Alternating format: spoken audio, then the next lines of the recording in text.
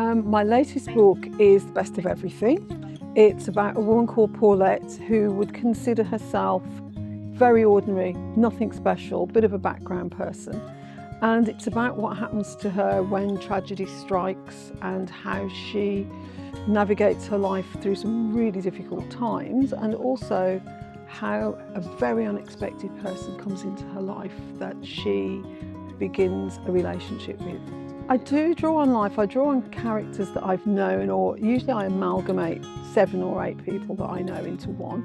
I always start with the character, and then I think, what could really make it difficult for this character to live their lives, because all stories are about conflict, and then go from there. So I draw on things I know. This book in particular, because Paulette's an auxiliary nurse, and my mum was an auxiliary nurse. So certain things I just make it easy for myself, so I have to do the minimum amount of research.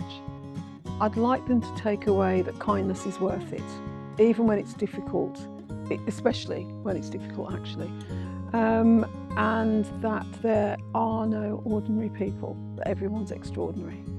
I think in all stories at the moment, for me, I can't get enough of that sentiment. I think there's enough grief and strife and division and hatred for 10 lifetimes and 10 themes, throughout life. And I think if we can counter that with trust and kindness and, what's the word I'm looking for? Understanding, looking at other people's lives and trying to understand, not agree, because we're not going to agree with everybody, but just understand where someone's coming from. I think it would be lovely if we could have more of that and less of some of the other things.